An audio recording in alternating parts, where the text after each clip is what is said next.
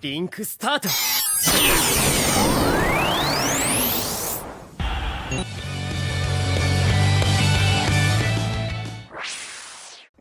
Assalamualaikum warahmatullahi wabarakatuh. Nama saya Yuri Kinanti, NIM 80201902000, kelas 03 PT3 Teknik Informatika. Dengan mata kuliah pemrograman berorientasi objek, dosen pengampu Bapak Robi Setiawan, Skom Mkom. Yang pertama saya akan menjelaskan yaitu apa maksud dari istilah instansiasi pada PBO. Instansiasi adalah sebuah istilah yang mempunyai arti perwujudan. Pada umumnya istilah ini digunakan untuk objek-objek yang menginisiasi dari sebuah kelas. Sedangkan sebuah kelas dapat mempunyai banyak objek. Untuk dapat membuat sebuah objek, kita perlu melakukan instansiasi. Kelas bukanlah sebuah objek. Kelas digunakan untuk membangun sebuah objek dan mendefinisikan atribut dan perilaku objek yang dibuatnya. Beberapa istilah lain kelas adalah template, prototype, atau blueprint. Instansiasi berfungsi untuk mengubah kelas menjadi objek. Kelas adalah kumpulan dari objek-objek.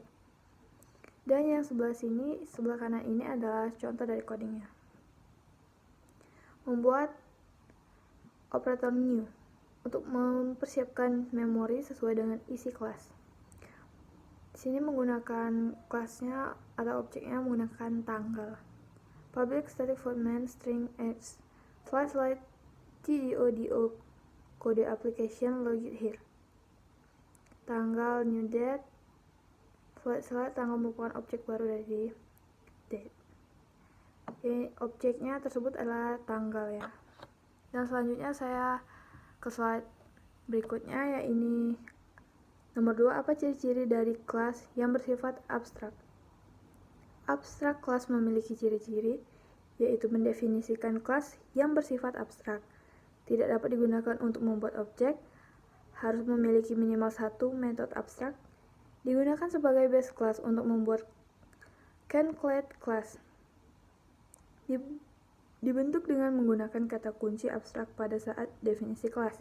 Dan yang terakhir, akan selalu menjadi superkelas atau kelas tertinggi dari subkelas sampai subkelas lainnya.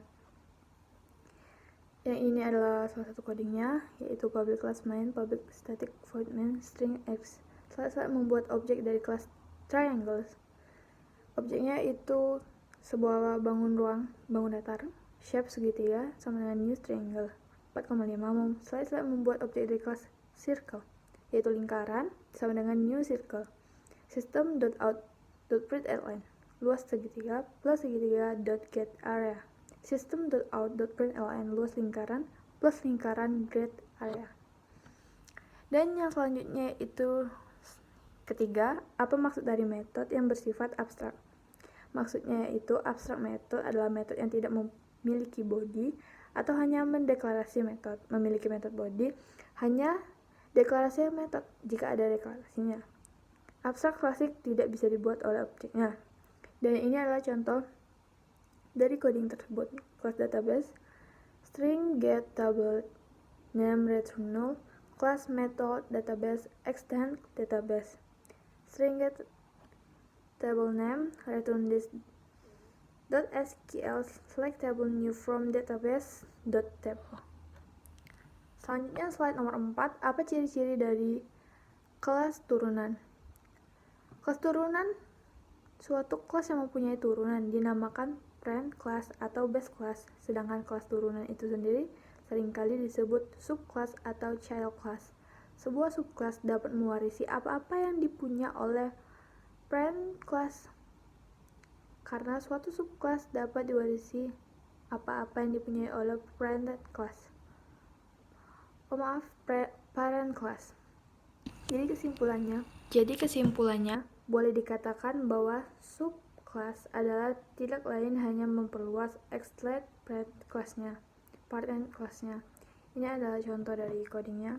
Kelas persegi panjang, double panjang, double lebar, size. Konstruktor pertama persegi panjang, ada konstruktor kedua mencari keliling, mencari luas, return panjang lebar. Selanjutnya itu apa maksud dari method override.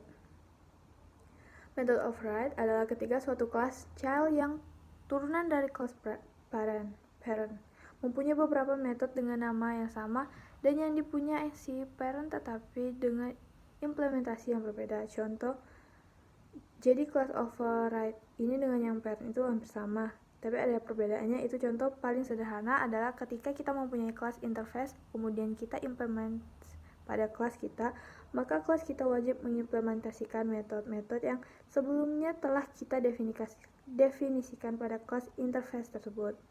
Ini adalah contoh codingnya. Yang ini contoh coding dari kelas child, yang ini dari kelas parent. Bisa lihat prosesnya.